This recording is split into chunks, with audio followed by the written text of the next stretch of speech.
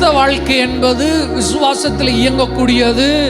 அந்த விசுவாசம் உங்களுக்கு ஒரு ஸ்தானத்தை கொடுக்கிறது, நீதிமான் என்கிற ஸ்தானத்தை கொடுக்கிறது. நீதிமானுக்குள்ளே போகும்போது வாக்குத்தத்தங்கள் உங்கள் வாழ்க்கையில் வேலை செய்து அப்படியே நடந்து போயிட்டே இருக்கிறது தான் வாழ்க்கை. ஆமாம், விசுவாசத்தில் துவங்கி நீதியில் வந்து வாக்குத்தத்தத்துக்குள்ளே நுழைஞ்சு உடன்படிக்கையை நம்பி அப்படி ரசித்து ருசித்து வாழ்கிற வாழ்க்கை தான் தேவன் நமக்கு தந்த ஆவிக்குரிய வாழ்க்கை.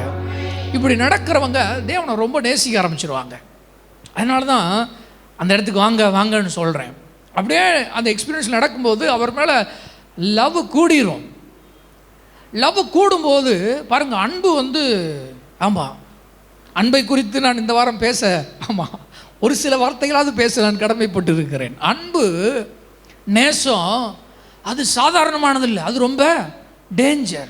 நான் பிள்ளைகிட்ட சொல்லுவேன், ஆமாம் வீட்டில் இல்லாத நேரம் தீப்பெட்டி எடுத்து ஆமாம் தீயகிய வச்சிடாதீங்க. தீ ரொம்ப ஃபயர் ரொம்ப டேஞ்சர். நீங்கள் நினைக்கிற மாதிரி கிடையாது.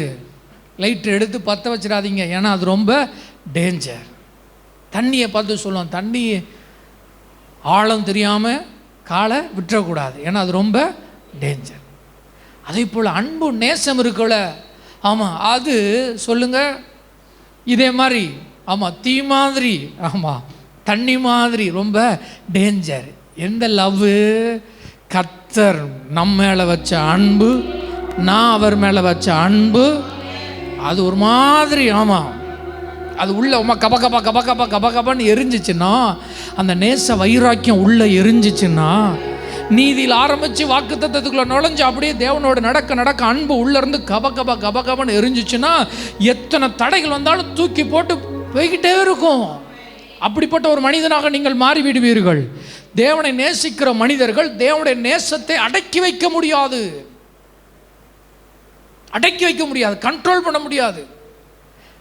நீங்கள் மெதுவாக பாடணும்னு நினச்சாலும், ஒருவேளை டயர்டாக இருக்குது மெதுவாக பாடணும்னு நினச்சாலும், அந்த அன்பு இருக்குல்ல அது வந்து ஆமாம் அப்படியே கொப்பளிச்சுட்டு பாட வைக்கும். நீங்கள் ஊழியம் செய்ய முடியாத அளவுக்கு சூழ்நிலைகள் எதிராக இருந்தாலும் அது உங்களை, பவுல் சொல்றார், அந்த அன்பு உங்களை நெருக்கி ஏவும். அதனால தான் இயேசுவை ரகசியமாக லவ் பண்ண ஒரு குரூப் இருந்துச்சு. ஆமாம் சொல்லுங்கள், ரகசியமாக லவ் பண்ணோம். எல்லோரும் நாங்கள் இயேசுவை லவ் பண்ணுறோங்க, நேசிக்கிறோங்க, விசுவாசிக்கிறோங்கன்னு வெளியே ஒரு கூட்டம் சுற்றிட்டு இருக்கும்போது, இவங்க மட்டும் வெளியே சொன்னோம்னா வேலை போயிடும், வெளியே சொன்னோன்னா ஊரோட்டு ஒதுக்கி வச்சுருவாங்க, சனகரிப் சங்கத்தை விட்டு ஒதுக்கி வைத்து விடுவார்கள் என்று சில பரிசேயர்கள் நாங்கள் இயேசுவை ஃபாலோ பண்ணலை அப்படின்னு வெளியே சொல்லிட்டு உள்ளே ஃபாலோ பண்ணிட்டு இருந்தாங்க. அவர்களுக்கு பேர் ரகசிய கிறிஸ்தவர்கள். ஆனால் இயேசு சிலுவையிலே மரித்த பொழுது, மிக மிக முக்கியமான ஒரு காலகட்டம் வந்த பொழுது, அவர் மரித்து விட்டார், இப்பொழுது அவரை அடக்கம் பண்ண வேண்டும். அவரை சுற்றியிருந்த 12 சீஷர்களும் இப்பொழுது இல்லை, அவருடைய சரீரம் மட்டும் சிலுவையில் தொங்கிக் கொண்டு இருக்கிறது. இப்போ இருக்கு, அவருக்கு காரியம் செய்யணும். அப்படிங்கும் பொழுது இந்த ரகசியமாக இருந்த கிறிஸ்தவர்களுடைய நேசம் இருக்குல்ல, அது உள்ளே இருக்க முடியல, அது கொந்தளிச்சிட்டு வருது. நேராக போய் பிலாத்துட்ட போய் அந்த சரீரத்தை நான் அடக்கம் செய்ய வேண்டும் என்று யோசேப்பு என்கிற ஒரு மனிதன் கேட்டான். எவ்வளவு தைரியம்!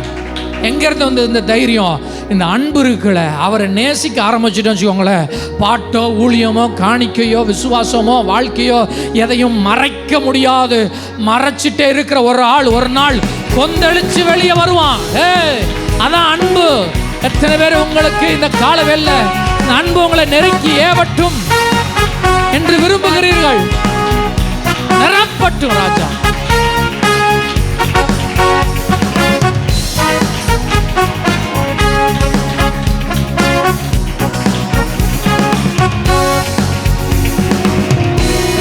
எத்தனை பேர் கவனிக்கிறீங்க? எத்தனை பேருக்கு புரியுது? ஆமாம், அப்படியே உள்ள நுழைஞ்சு அப்படியே போகும்போது அன்பு நம்மளை நெருக்கியவும் நம்மளை கண்ட்ரோல் பண்ண முடியாது. பாடலில் எல்லாத்துலேயும் பொங்கிரும். போய் கேட்டான் பாருங்க, பிலாத்துட்ட போய் அவருடைய சரீரம் வேணும், நான் அவரை அடக்க பண்ண வேண்டும். அந்த பரிசையன் வந்து தைலத்தெல்லாம் எடுத்துகிட்டு வந்து நான் அவருக்கு பூசி இதெல்லாம் செய்வேன்.